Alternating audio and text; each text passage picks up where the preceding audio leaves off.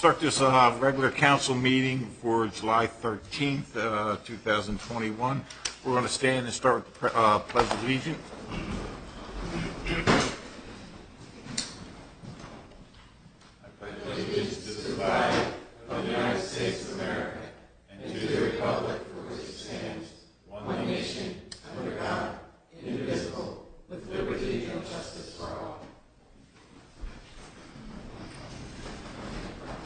Yes, first of all, I'd just like to thank everyone for coming out tonight. It's really good to see everyone in public and not just sitting in a little box on our computer screens.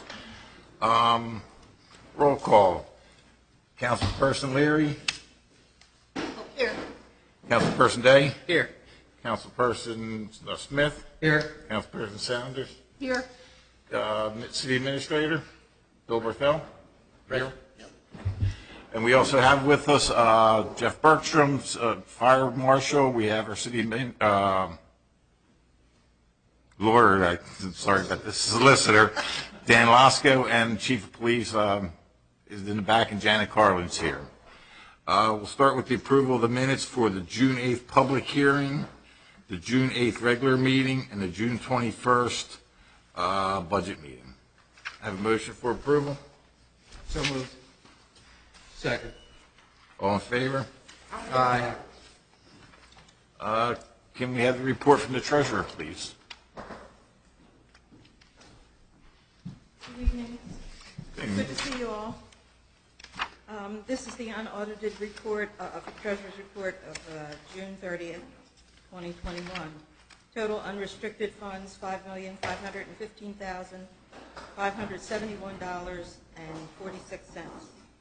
Total restricted funds, $2,428,851.16. Total cash in the accounts, $7,944,422.62. You'll notice on the Treasurer's report there is a ARPA funds, which is American Rescue Plan Act.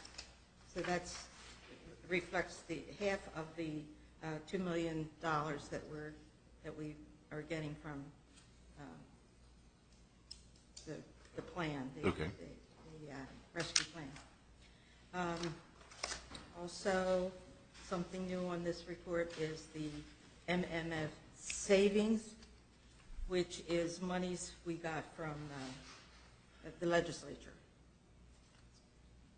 That's why we have $7 million in our accounts. Okay. A little high today, but thank you. Any questions from council for our treasurer? Okay. I can see the ARPA. Where are the others you were talking about? The $520,000. Okay, and then Thank you. And also, you'll see the pension, the police pension monies have been put into the general fund, and that's where we will disperse those monies when necessary. Okay? Thank you. You're welcome. I have a motion to approve the treasurer's report. So moved. Second. All in favor? Aye. Aye. Thank you, Ms. Carlin. A report from the city administrator and staff. Okay, thank you, Mr. Platt. Just to add a little bit to what Ms. Carlin was saying, $520,000, just as a reminder, was the money that we're going to be using for the floating pier.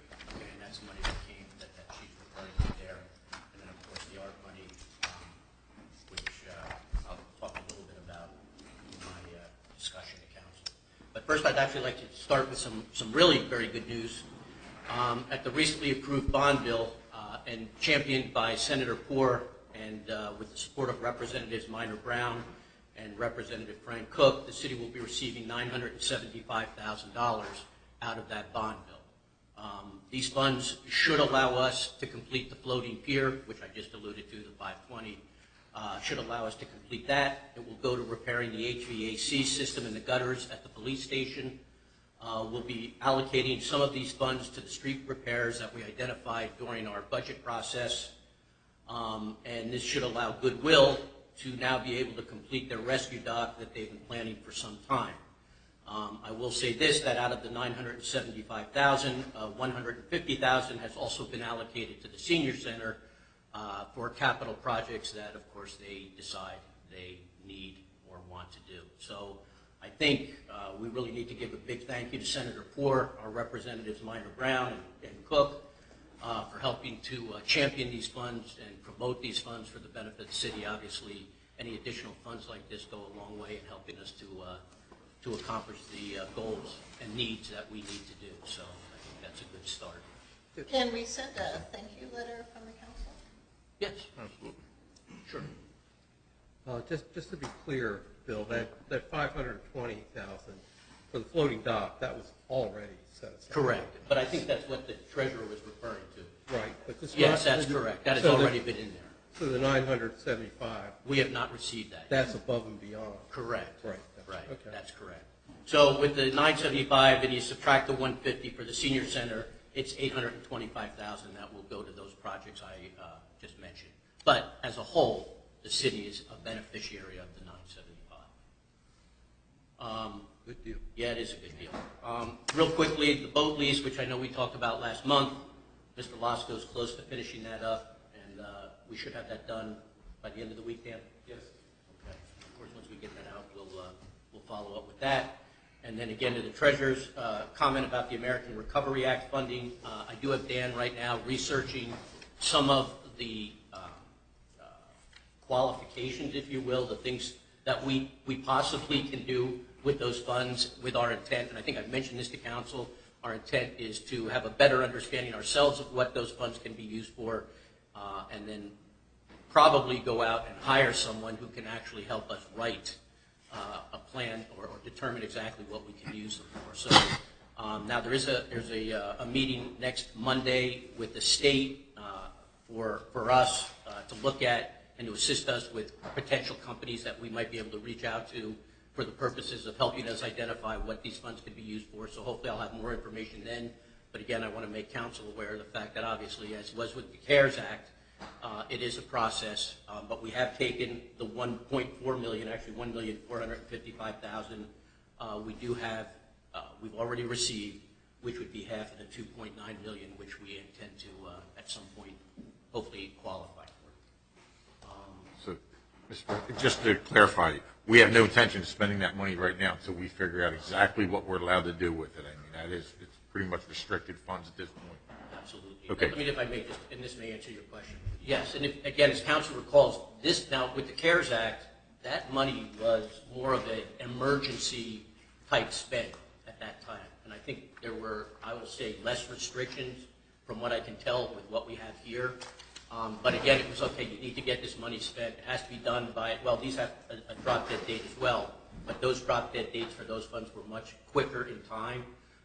I think here they want, we just need to be more judicious in the way that we determine what these funds are or what they can be used for, with the fact that right now the drop dead date is December of 2024. So we have a little time, but not a lot of time, but we're working on getting that done. So my question, not good or bad or pro or con, but these companies that would help us determine what we could use this on, would we have to pay them? That comes out, that money is allowed to be used by these, we're allowed to use these funds for that purpose. They haven't, the government has been gracious enough to say, okay, we need you to do this right, we'll allow it, you can use some of that money for those purposes. Just curious. And that's a great question. No? Yeah, it's a safe bet. Oh, It's a good question. Okay. Council doesn't have anything else for me, then Jack, you have anything you need to add for council? No, nothing except what's in the monthly report. and Delaware Street is done, basically. Excuse me? Delaware Street is done? Delaware Street is done. We have 2 action items. There's removal of the barrels that go from Second down to the north. And I spoke to the owner of the facility twice today about that. And then there is the need for a partial as-built of the work that was done. And what was going on between 5th and 6th today? MSC. I was MSC. Was doing with this? MSC was patching some holes in the main street. Okay. I have a question on the properties that have been I guess they're considered nuisance properties for excess inspections and so forth. I know a month or two ago we passed the thing in conjunction with the trust where they expanded their definition of what they could spend that money on. Now, I believe that's restricted to owner-occupants, if I remember correctly. But are these people who are owner-occupants informed of the availability of these forms? We're doing that as we speak. Okay, because I have a person who lives near me who I know is on this list, and I spoke to her, and she had no clue that there was any money available to potentially help her. And I know there are age and income limitations, and obviously we don't have knowledge of that situation, but we know who the owner-occupants are, so at least we should tell them. To some degree, we do, because if these folks are coming in and applying for, exemption, tax exemptions, we would know. Well, about this that's and true that. if you have Now, them on to your that point, list. if they're not coming in and applying for it, then we don't know. Right. But, I mean, it just seems to me generically, if it's an owner-occupant and their house is on this list, they ought to get something. Here's this program. If you think you qualify, call this phone number or whatever, and tell them briefly what it is. You're exactly right, and we're Okay. exactly beginning to do that. And just to follow up on that point, I think the city should do a little even better job, putting it out there that these programs are there. I mean, a lot of times, we talk about it at meetings, and not everybody comes to meetings. It's in the minutes and the weekly and things like that, so it is out there, but maybe we do a better job at advertising it, questions, have a workshop, whatever, but put ads in the weekly. Mr. Smith, you have something? I just wanted to ask about the stop sign on 3rd Street. Is that on the punch list? It's done. It's done. It's done. It took, Did it happen there today? was something going on with Miss Utility. It took a couple of weeks to get the location clear for the one call. Okay. It was done yesterday after the guys had gone home, and today, before they went home, the stop sign was up. Okay. Good enough. Just on a totally different subject, is there any movement on Riverbend at all? We haven't heard a thing after they advised us they were gonna proceed and build the heck out of houses. Plywood's still $90 a sheet or something, so maybe that's affected their calculus. Thank you. Before we go any further, just an acknowledge the mayor came in. Welcome, Mr. Mayor. Mr. Smith, I came this close to running that stop sign. Right. I was surprised actually. Yeah, the light's not flashing at the top. I don't know if it has to charge or not. It should be just when it was flashing earlier today. It was, yeah, when I drove by, it wasn't, but hopefully that's resolved. You guys done, you good with Jeff? Yep. Okay. Chief? Thank you. Good evening, Mr. President. Chief. Briefly, you have my report in front of you. I apologize that the response time's not in there. I have to farm that out, and unfortunately, my point of contact is not available, so I could add that to next month. If there are any questions about that report, I can move on to some of these community reports that we've developed this month. Just to follow up, last month, we had talked about pushing this community policing initiative, so we've updated our website. And on the website, you'll see that the squads that are assigned to particular neighborhoods are identified, and there's links to their email addresses that include the supervisors. So it's effective. We've already reached out to members of different communities. They've reached out to us using that website, and we're identifying on a very local basis issues that maybe are specific to a particular neighborhood. This past month, in the reports I was just reviewing, some of the issues we developed or we witnessed in Shawtown were some traffic issues that were addressed with a lot of traffic assignments, a lot of traffic arrests were made, warnings, stuff like that. We did make an ATV arrest. I know everybody wants to hear that. And it was done, as we had talked in the past, through evidence-based prosecution. We recognized the operator, we substantiated the identity, and we made an arrest. So, and we seized the equipment. We also had 2 or 3 the night of separation day. So, you know, the slow approach is effective. Hopefully the word gets out and people recognize that, you know, this isn't the best place to do that. In other neighborhoods, we developed some issues in the William Penn, Jackhead, Penn Valley area. There was some loitering and some public drinking issues that we addressed through foot patrols and stuff like that. So it's effective to this point. We're looking forward to continuing, especially when we get the full strength. We've had a few initiatives where we pushed our guys out on bikes and on foot too. So, hopefully that has an effect on some of the quality of life complaints downtown and in the park area.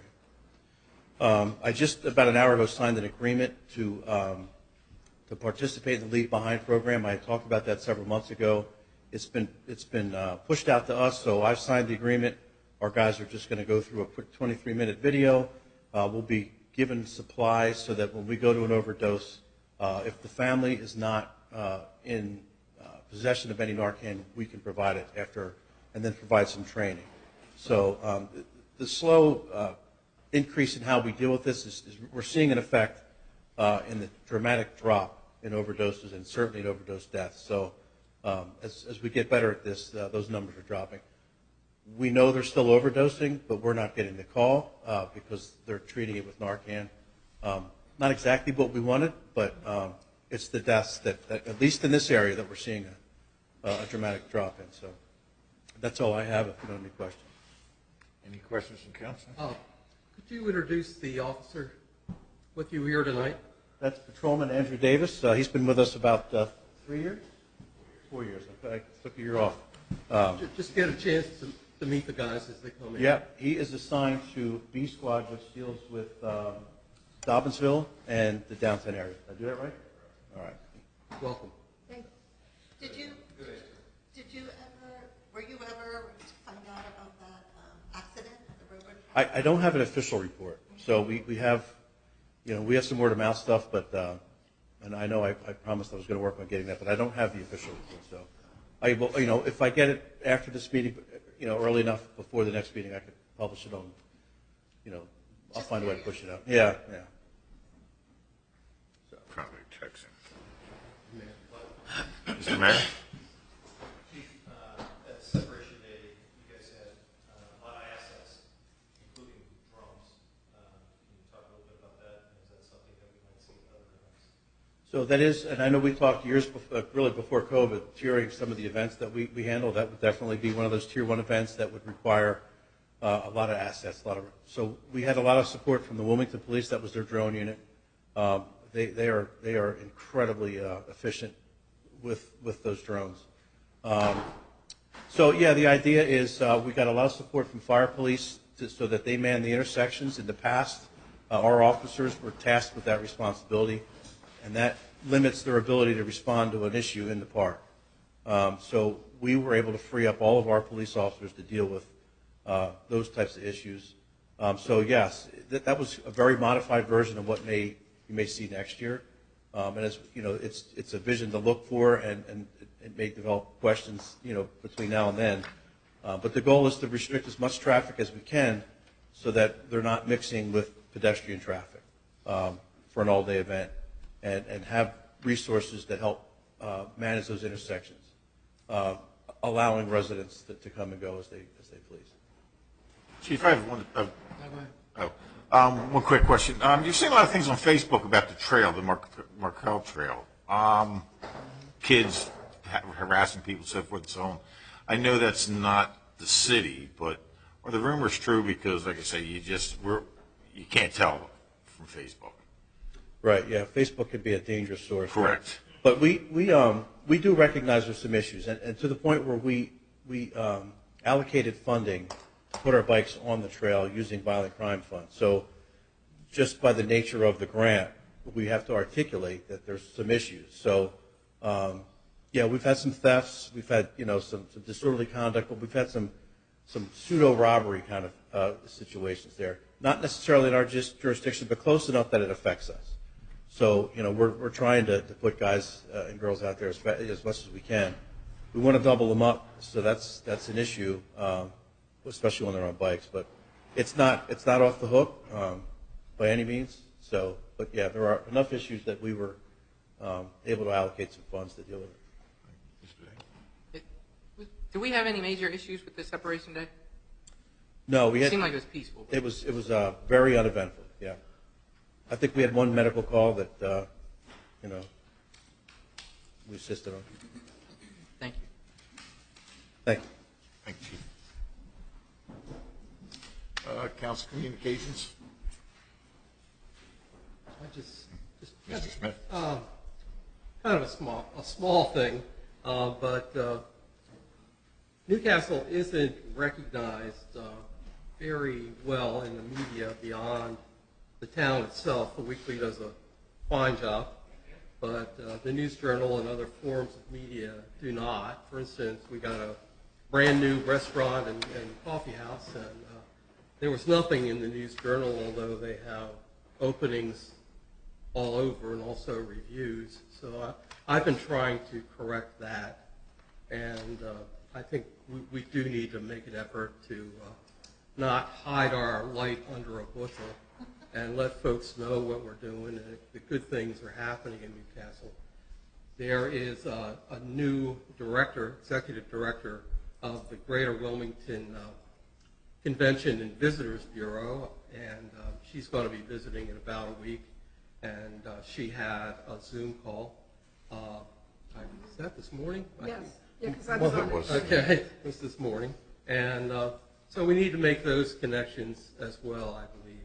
And so that's a couple of things I'll be working on, as well as working on making sure that our reputation isn't impacted in a negative way by police reporting from the state police, where they put incidents all over the 19720 area code in Newcastle. And I've written to the superintendent of the state police to that effect. And I hope to have conversations about her and have that reporting sharpened up a little bit, so we're not credited with 10 times the crime or criminals that we have. Any response from the state police? I saw that letter. It was a well-written letter, and any response from her? I have had no response. Okay. Anyone else? Mr. Mayor?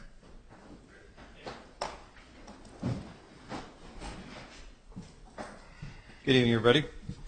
As was reported in the media, the governor and his emergency order was over as of midnight last night, but there is in its place a public health emergency. So let me explain the practical implications of that. The overall emergency order had powers that required us to wear masks in certain places and things like that. So the emergency public health order that he signed really just has to do with state government assets, what the National Guard's going to do, what the Department of Public Health is going to do.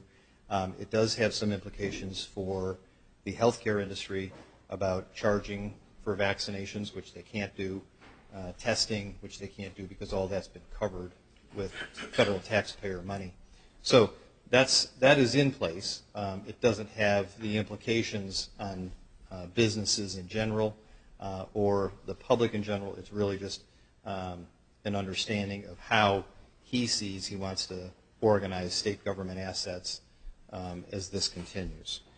Having said that, though, vaccination rates in the state and in our community still are dropping off, which is both a good thing because 70% of the population in the state, we eclipsed that mark around July 1st or July 2nd,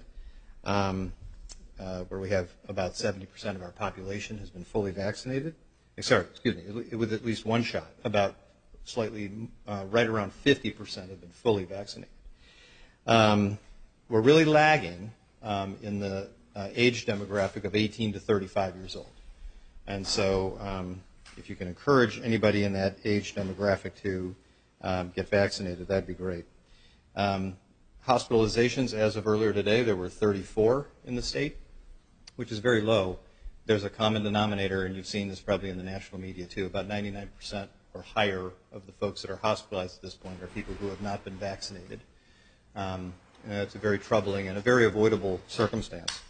And at this point too, I can tell you from people in my professional life, having working with the hospital CEOs, if you're hospitalized at this point for this stuff, you are probably not going to leave the hospital.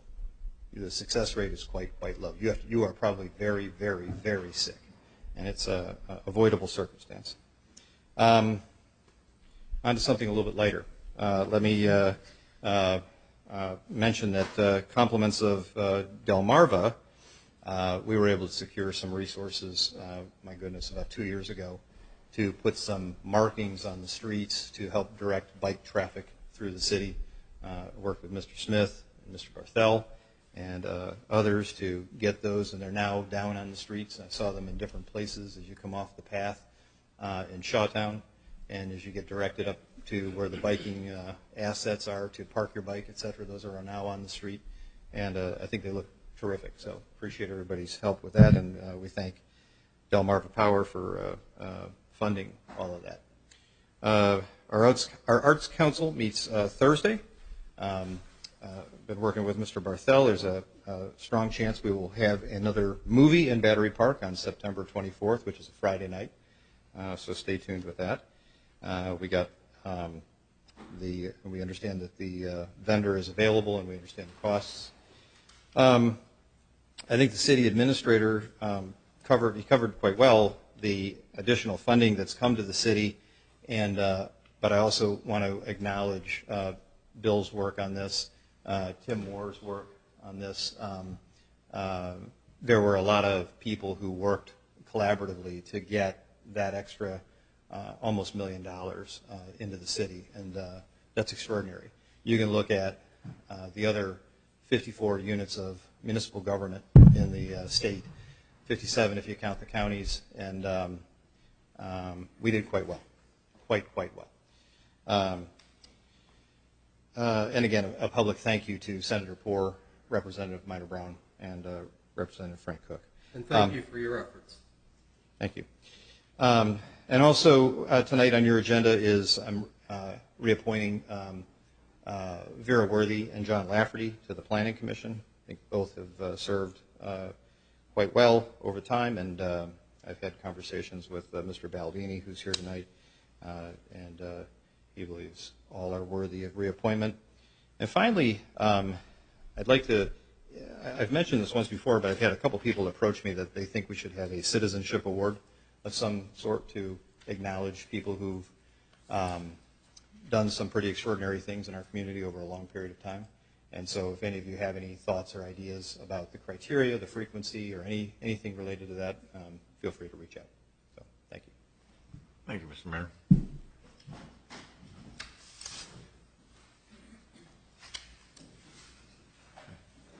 Let's start off with, I've had some lengthy conversations with the chief of police, the administrator, representatives from the fire department, and we've talked about this over COVID, and this is the first time we've been back in session in public.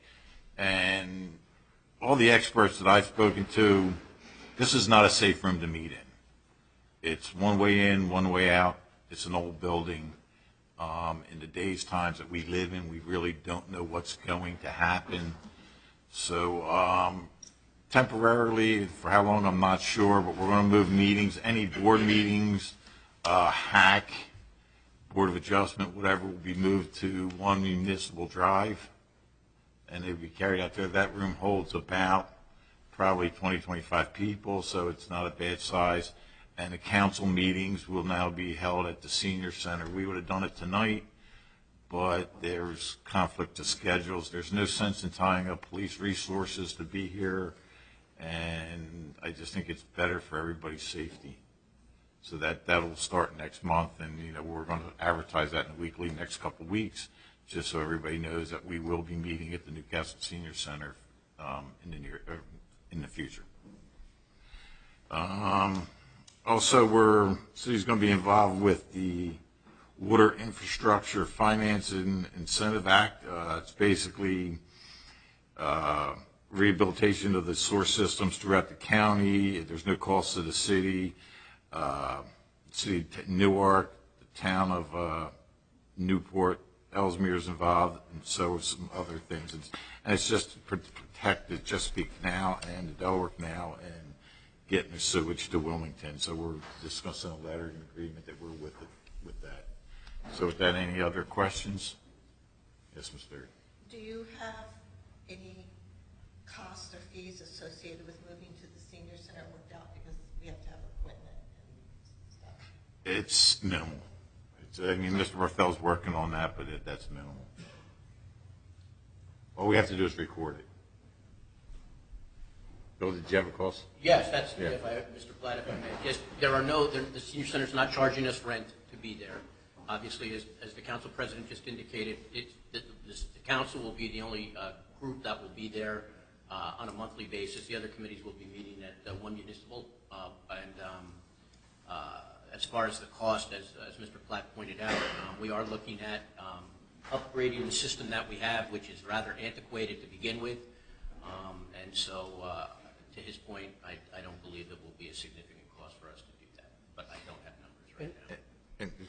But for me, and even to your point, I know in other discussions you recommended maybe even having an expert security type person comes in. I don't know if it's worth the money. I think our chief, our fire department put out some pretty good ideas, but we can even take that route. I mean, as far as putting, fire escapes on the outside of this building, we know we can't do that. That's not going to happen. So it's something that have to be worked out, but I think safety for everyone here is priority. Mr. Smith? Of course, the senior center is on the first floor, so that's the advantage right there. Correct. But as far as exits, I'm not really familiar with the senior center, but it doesn't seem to have a lot of exits. There's the back door in there. Yeah, there's a back door, and then you can go down where the game rooms are. There's like a side door. So if you looked at the senior center, you went straight in. There's a back door up there, and then it went down the hallway past the bathrooms. There's another exit there. So that, I mean, there's plenty of room as far as that goes. Okay.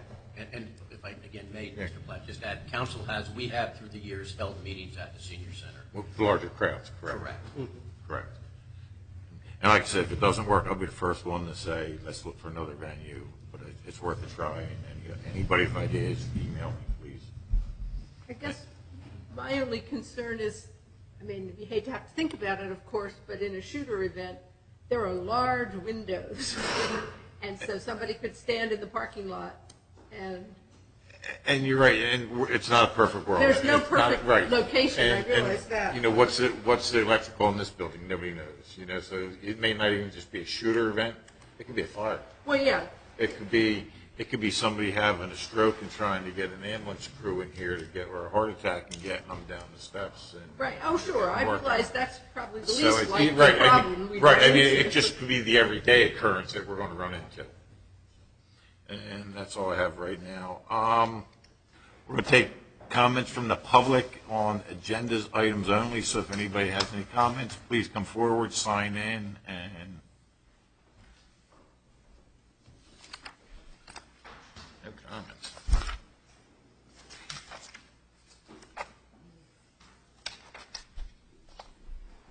Moving to new business, we have resolution 2021-20, a resolution to allow a resident handicap parking spot at 613 West 13th Street.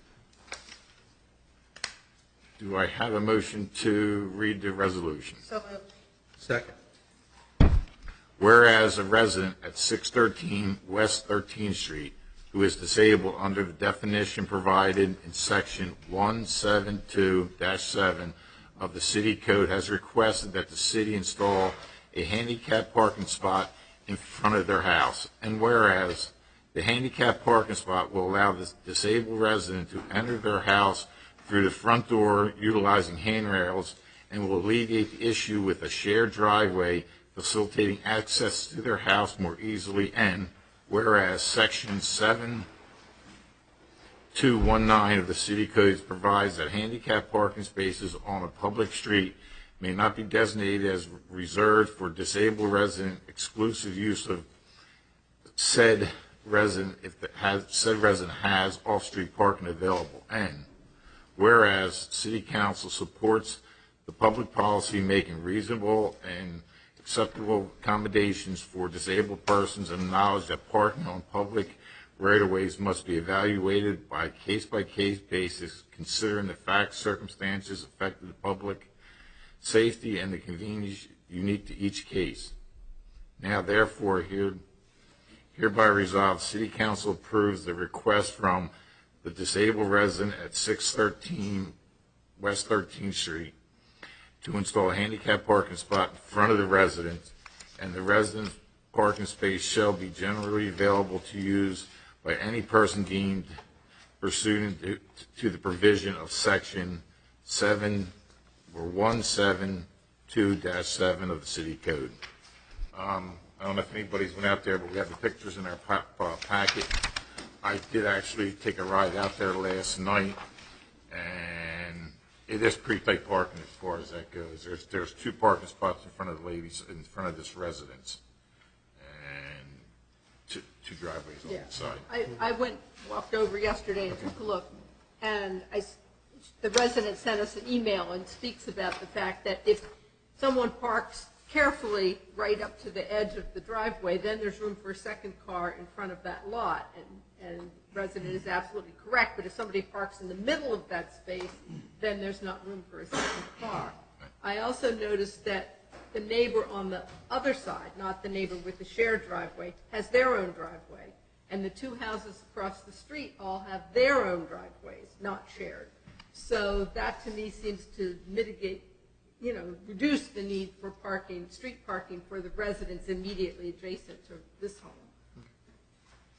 Is there any reason we couldn't make this handicap spot designated for their placard only? Oh, as opposed to a generic handicap spot. But the resident did not request that. Right. Yeah, I mean, is reason for that? I'm just curious. It's because anybody can use it, so somebody else could have a guest or something, and they park in that handicap spot, and now she doesn't have that. If I'm not correct, Mr. Glasgow? It's Code Section 172.9, talks about prohibition against making it exclusive to the handicapped person if they have their own off-street parking available. And I noticed this resident has off-street parking, but nonetheless they have off-street parking. I think that's the reason why this is a non-exclusive situation. Thank you, sir. Any other questions? I took a look on Google. I didn't go right out there, but it seems like a very reasonable request. I don't see a problem. Okay. Motion? I just have to take the vote. We did the motion. Okay. All in favor? Aye. Motion passes. Next is Resolution 2021-21, resolution making 2 appointments to the Planning Commission. Motion to read the resolution. So moved. Second. Whereas the City of Newcastle Code provides the mayor of the City of Newcastle appoint 9 members to the Planning Commission, subject to confirmation by City Council for each for a 3-year term. And whereas there are currently two positions set to expire on the Planning Commission, and whereas the City Council proposed to confirm the mayor's reappointment of Vera Worthy and John Lafferty, each for new 3-year terms. Those terms end in August 14, 2024. Therefore, let it be resolved that City Council hereby confirms that the appointment of the following people to the Planning Commission: Vera Worthy, term ending August 14, 2024. John Lafferty, to the Planning Commission, term ending August 14, 2024. Any questions? I know they both served well. I spoke to Mr. Baldini today. He thinks they're an asset to the Planning Commission, so I don't see a problem with any of those. Mr. Baldini, do you have anything to say?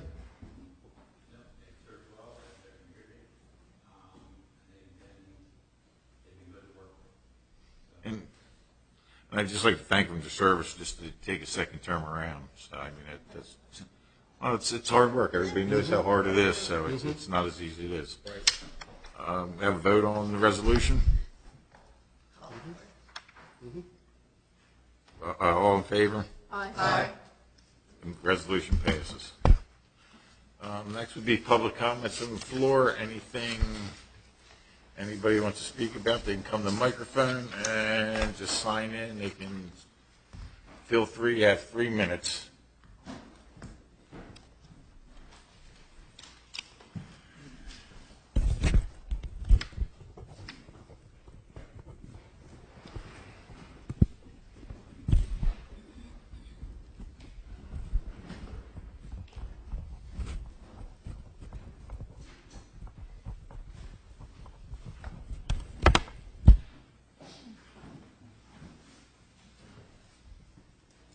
Good evening, Council. I guess the first thing I'll briefly touch on is, Russ Smith, you continuously say you want to upgrade and make sure that our reputation of the city keeps up to its standards of what we've known and what we hope it'll stay. I got to tell you, it was an embarrassment to hear, and I'm not going to say all council members or all members of the city administration, but misrepresent the charter change to the House of Representatives, the various House members, senators, which I happen to have spoke to, and in public.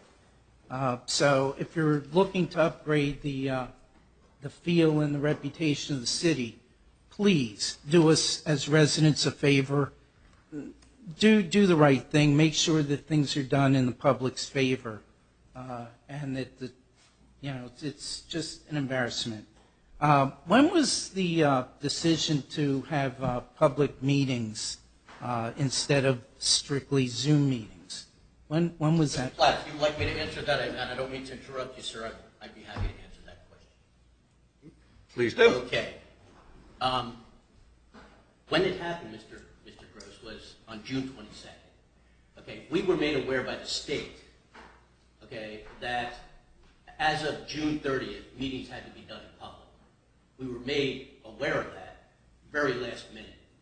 And on June 22nd, there was a notice sent out to the weekly City of Newcastle schedule of meetings. All city meetings conducted on or before June 30th, 2021 will be held electronically. And I don't have to read the rest of those sentences, but I will jump to the next sentence, next paragraph, if you will. After June 30th, 2021, all committee, commission, board, and council meetings will be held in Town Hall. That was on June 22nd, sir. I know you get the weekly. Let me go. June 29th to the weekly. City of Newcastle schedule of meetings. Unless otherwise noted, after June 30th, all committee, commission, board, and council meetings will be held in Town Hall. Press release, July 6th, to the weekly, along with meeting schedule announcing that we were back to Town Hall. The City of Newcastle to resume in-person meetings at Town Hall. The city will go back to in-person meetings for all council, commission, committee, and board meetings retroactive to July 1st. It was in the council, we posted it, was on that, I believe it was on our website. I know you get the weekly. Yep, thank you. Mr. Barthel, if I may jump in there also. I apologize, Mr. President. I appreciate that. I wasn't prepared with the dates, but I appreciate that.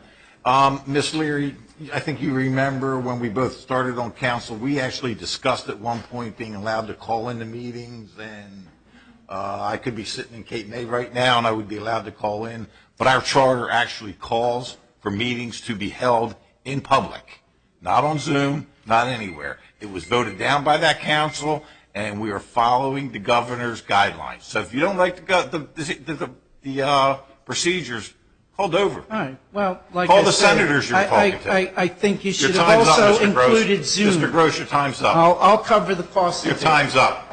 Always restricted in public. You're a little rude to him. Both of you. He asked a reasonable question. And we gave him a reasonable answer, sir. Sir, you're out of line. If you want to speak, you're glad to come up to the microphone and sign in. That shows what he's made of. Anyone else? I make a motion to, somebody, sorry, Rod. I was waiting for someone to really speak it. I'm sorry.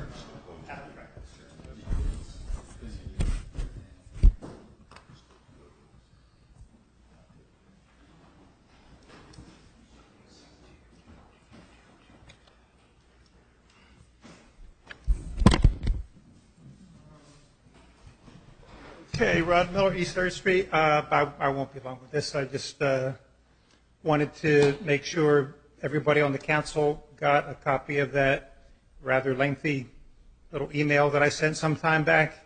I know I forgot, I was out of practice with the procedure. I believe I sent it to the city administrator first erroneously, and then I called up and requested that he forward it to everybody. So I don't want to beat that to death tonight. You've heard me talk about that issue enough, but did anybody not receive that or not have a chance just to glance through it?